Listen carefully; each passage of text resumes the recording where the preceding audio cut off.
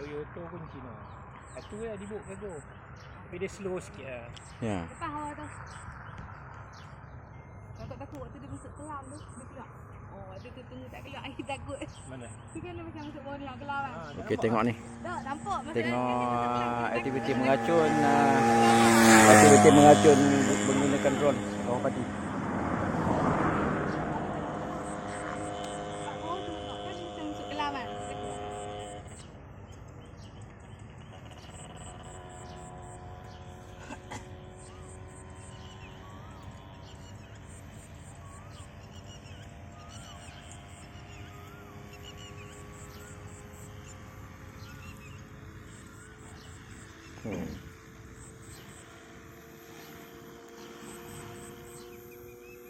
Oh, dia boleh kontrol bajet racun tu stop on eh.